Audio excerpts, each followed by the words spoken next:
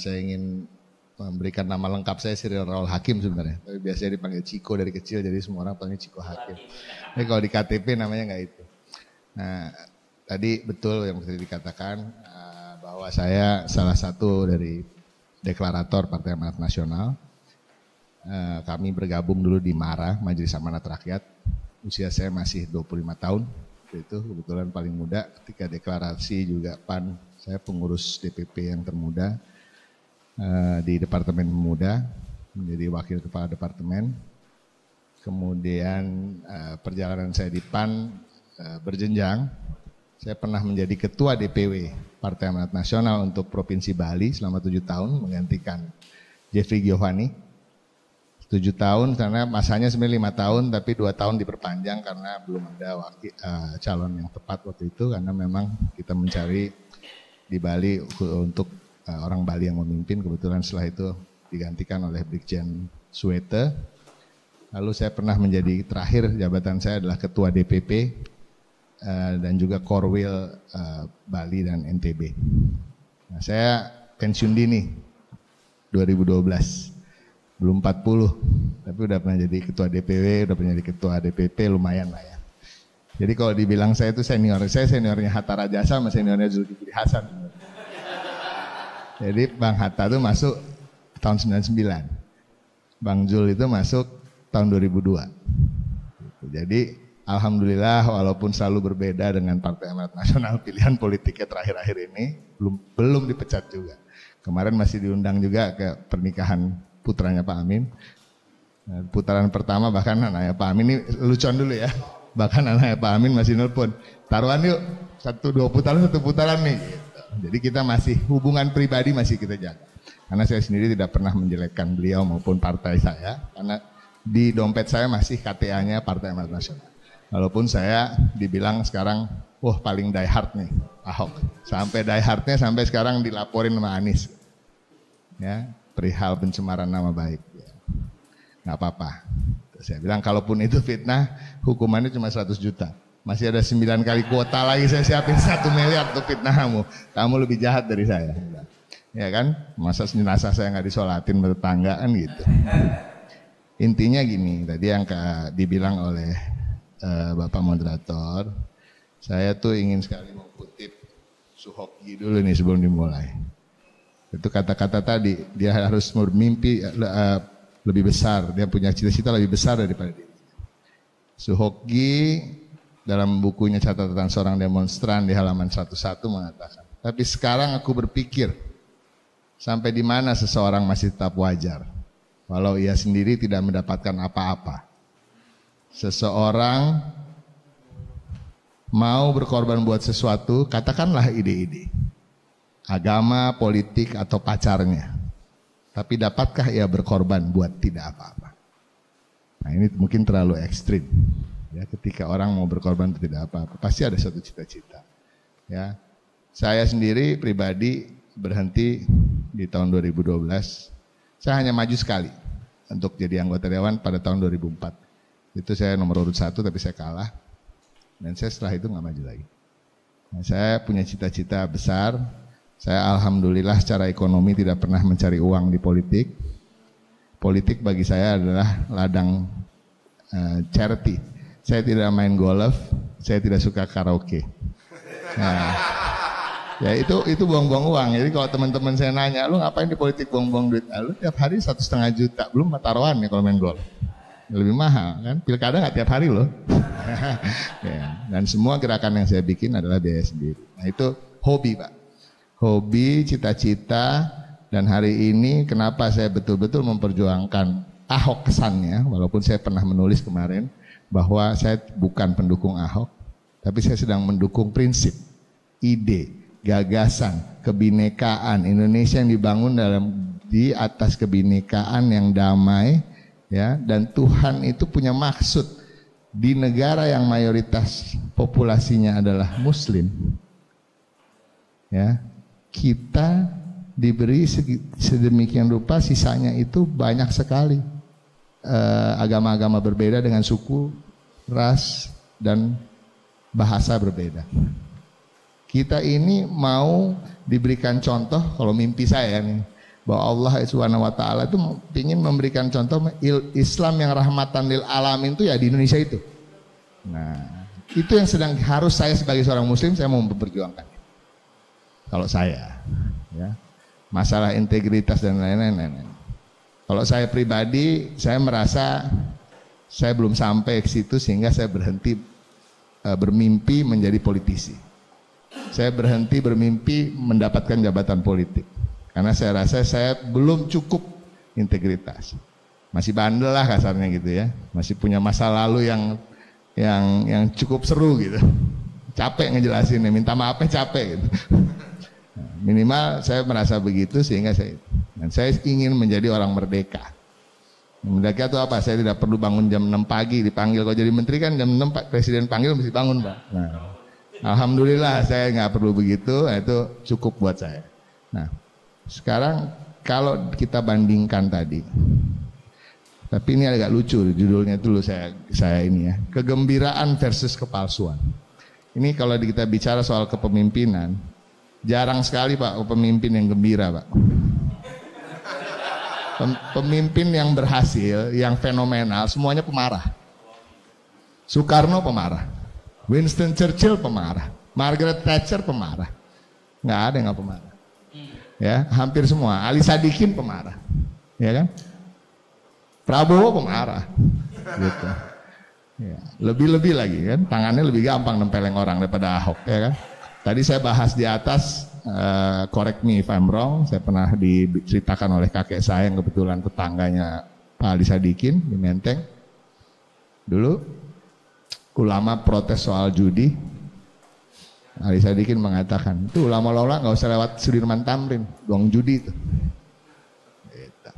Jadi banyak kata-kata yang jauh lebih kasar pernah diucapkan oleh para pemimpin yang dahulu daripada pemimpin yang sekarang. Nah itu tadi, jadi kegembiraan itu agak susah.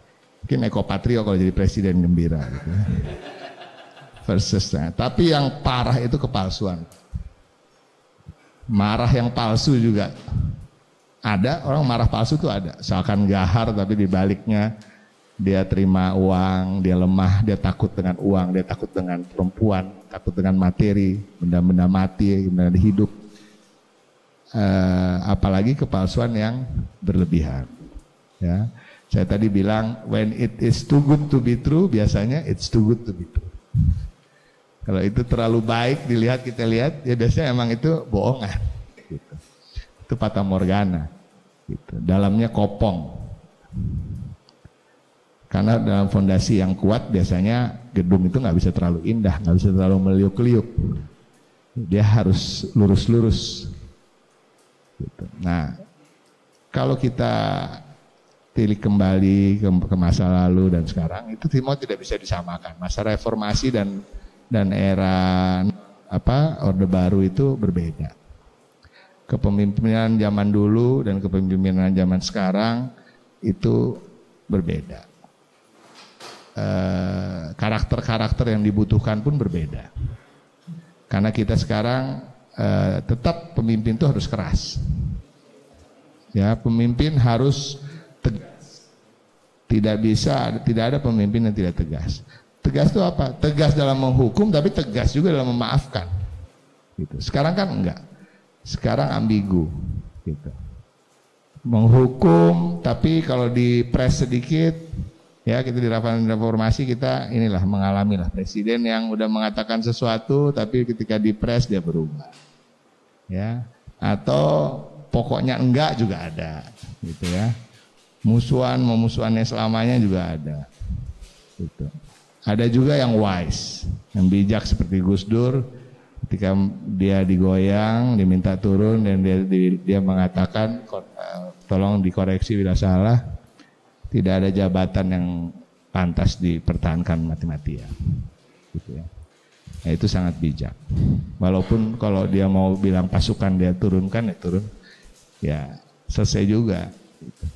Bisa lah, banser-banser aja sih, ya kan, pertahankan kekuasaan dia. Tapi itu tidak dilakukan. Nah. Sekarang di era yang sekarang ini saya sedang terus berjuang, bukan buat saya sih, gitu. Karena perubahan yang ekstrim kan tidak bisa sama dengan perubahan ekstrim ke buruk dan ke baik, itu tidak bisa dalam satu malam. Mungkin 10 tahun atau 15 tahun. Berarti buat siapa? Buat anak-anak saya. Saya punya 5 putra-putri, Pak. Dari yang usia 18 tahun sampai usia 8 tahun. Saya punya 2 anak perempuan yang cantik-cantik, yang saya nggak rela mereka kalau di daerah tropis yang panas ini harus pakai cadar sampai atas dari bawah, kepala sampai kaki. Betul. Ya, sedangkan yang laki boleh pakai asal nutupin dengkul. Saya nggak rela itu. Saya pernah kemarin bicara soal memilih pemimpin dengan seorang teman. Dia bilang saya nggak politik-politikan. Saya bilang apa artinya nggak politik-politikan? Dia seorang perempuan, usianya lebih tua dari saya. Ini teman bisnis ya, partner bisnis. Kita duduk di sebuah kafe, dia mengenakan baju, ya baju kerja tapi yang ketat ya. Minum martini, alkohol, jam 8 malam.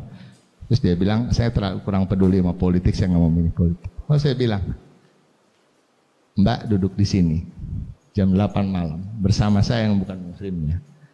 Berpakaian seperti itu, minum segelas martini, di tempat umum, ini adalah sebuah keputusan politik. Ada undang-undangnya loh.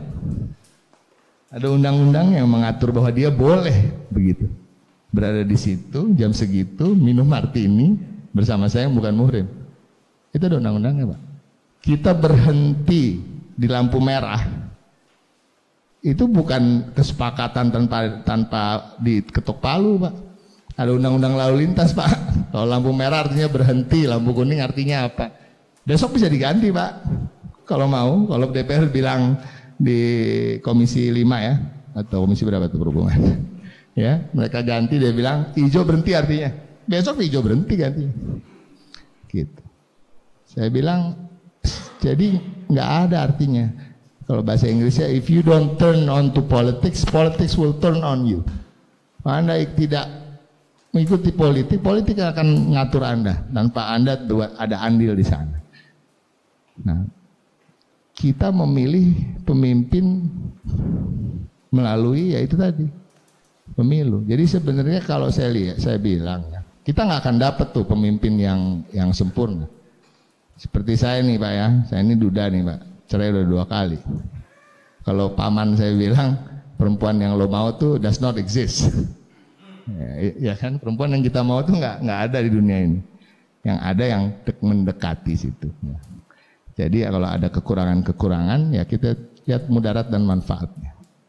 Gitu. Masalahnya bangsa kita ini baper, sensitif, senang ditipu, ya kan? Senang dibaik-baikin gitu. Karena mayoritas Jawa, Pak. Mohon maaf nih. Saya suka bilang sama teman saya nih yang lagi nyagup, ya kan? Saya ini bapak saya Pariaman, ibu saya Jawa Timur. Jadi Jawanya juga Jawa Timur, ya Pariaman. Orang Jawa aja nggak demen cara gue ngomong, bro. Apalagi lu, ya kan? Cokin kafir lagi. Jadi tawa lah gitu ya. Jadi local wisdom sih sebenarnya. Memang tetap harus kita ikuti at a certain level ya. Tapi kenapa saya bilang tadi kegembiraan itu nggak ada pemimpin yang gembira, Pak, dengan segala masalahnya itu. Ya ada tapi ya terlalu fenomenal seperti presiden kita ini gembira terus kayaknya. Saya sampai menginterview pas pampres kadang-kadang emang dia nggak ada pusingnya. Enggak tuh ngasih makan ikan aja katanya di Bogor. Ya udah itu ini lain sendiri, lain daripada yang lain. Nah, tapi intinya yang paling penting itu kepalsuan itu udah nggak ada tempatnya lagi. Ya, kita harus melihat realita. Kita lihat bukti. Kita lihat apa yang dikerjakan. Apa yang dikatakan kemarin apakah sama dengan apa yang dikatakan sekarang. Kalaupun tidak sama nggak apa-apa deh. Tapi kalau sampai bertolak belakang, nah itu baru palsu. Gitu. Kembali lagi. Adakah kandidat terbaik untuk presiden atau untuk pemimpin? Ada, tapi dia nggak pernah maju. Jadi memang yang kita pilih itu the lesser evil, Pak. Itu yang mesti kita pahami. Saya boleh ya drop names ya. Saya orangnya susah berbicara ini apa. Kayak Mbak Suci lah. Suci Munir. Itu sahabat saya, itu seperti kakak saya. Saya suka curhat sama dia dalam segala hal. Percintaan ya curhatnya sama dia. Saya nanya kenapa sih enggak ini, kali ini. Gini. Dia tidak percaya pada teori lesser evil itu. Padahal menurut saya sebagai seorang yang mestinya sangat paham politik dan keputusan-keputusan politik itu sangat mempengaruhi gaya hidup kita, ya, cara kita berbudaya, bermasyarakat.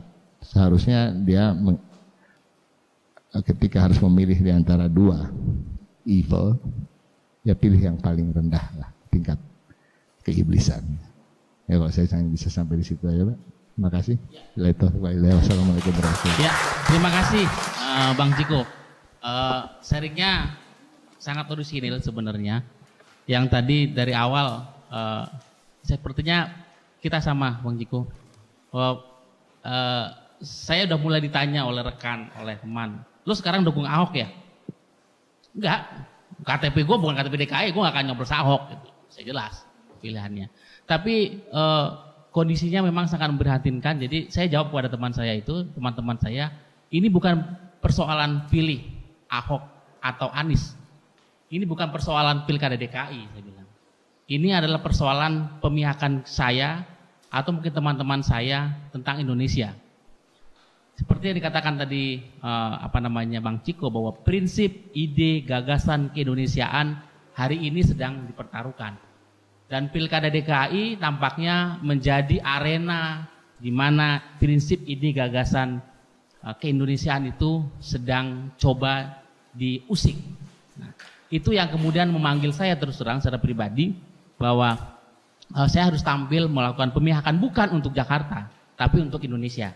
Jadi, dan saya menarik dengan statement Bang Ciko tadi bahwa Tuhan pasti punya maksud. Tuhan pasti punya maksud dengan DKI dan Jakarta yang begini. Nah, mungkin ke Bang Saragi dulu. Ya, ini soal prinsip-prinsip tadi bahwa ini kan emosi kita ini dengan pilkada bukan karena kita mau milih Ahok atau Anies, mau milih Pak Basuki atau Pak Anies Baswedan ya, tetapi bahwa ketika persoalan mencari pemimpin berintegritas, di situ kita berhadapan dengan prinsip, ide, gagasan keindonesiaan seperti tadi yang diutarakan, ditegaskan menjadi sebuah reason politik ya, political reason dari Mas Ciko dan juga saya untuk mengambil sikap pemihakan terhadap kepemimpinan politik ke depan. Silakan Bang Saragi diteruskan soal kepemimpinan berintegritas dan gagasan keindonesiaan ini. Silakan Bang. Terima kasih. Terima kasih atas undangannya dan dengan tema yang menarik mencari pemimpin berintegritas, kepalsuan dan kegembiraan dan kepalsuan. Menarik karena ada beberapa hal.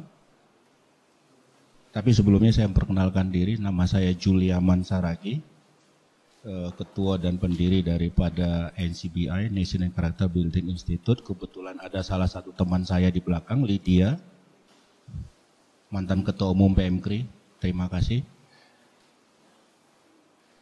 Apa yang dikatakan oleh moderator jelas sekali bahwa saya tidak menentukan pilihan di putaran pertama. Karena bagi saya penilaiannya belum clear. Pada perkembangan berikutnya, saya menarik kesimpulan. Apa yang dibutuhkan Jakarta, apa yang dibutuhkan Indonesia melalui Pilkada DKI Jakarta. Selanjutnya apa yang harus saya lakukan? Saya menarik adalah pernyataan daripada prolog undangan untuk narasumber. Dan dengan bahasa saya mencoba menyimpulkan adalah pemimpin berintegritas tidak akan pernah membohongin rakyat hanya demi meraih suara. Bila sebelum menerima suara saja sudah berdusta, bukankah sepantasnya kebohongan tersebut diekspos ke publik? Supaya rakyat pemilih tahu dan memilih sendiri siapa memimpin dia. Sengaja saya ambil ini artinya apa? Bahwa Ahok hadir dengan satu konteks kalau dalam persepsi pribadi saya adalah dia membongkar dan menata Jakarta. Kepalsuan pembangunan puluhan tahun terbukti pada masa kepemimpinan Ahok.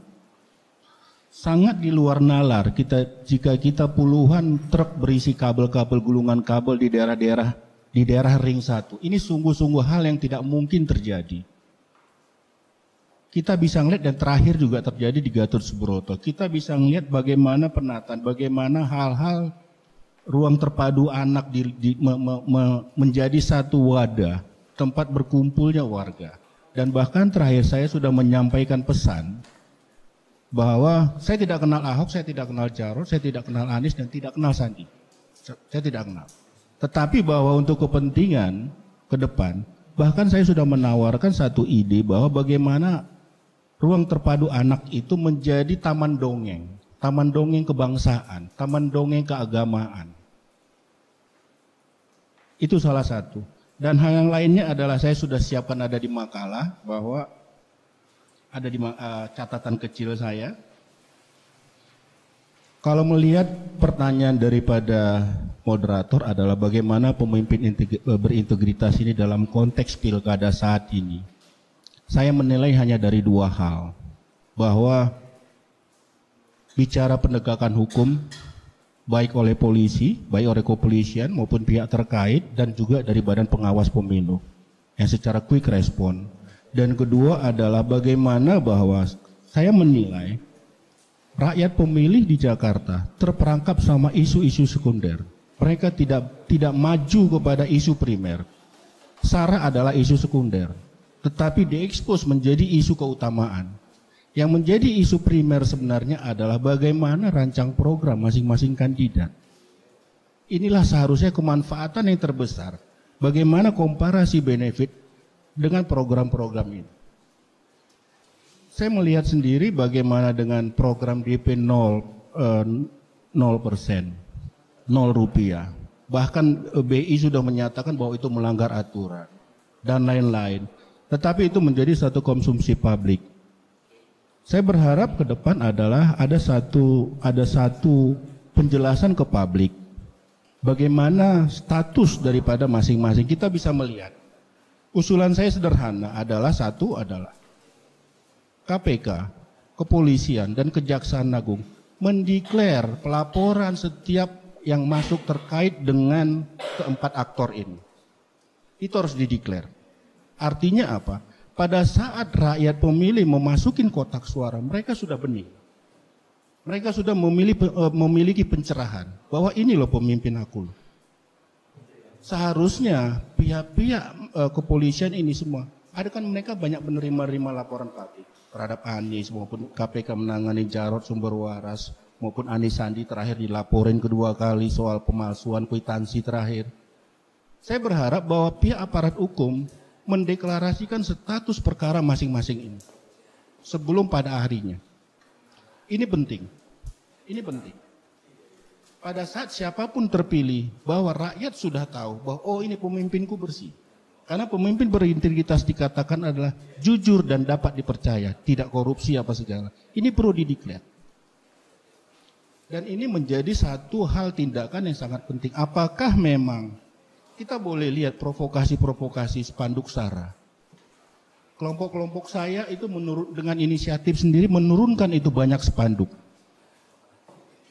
Dan akhirnya mereka berkoordinasi karena tidak mau terjadi konflik dengan masyarakat sekitar, mereka berkoordinasi. Akhirnya itu menjadi kebijakan daripada Pemprov.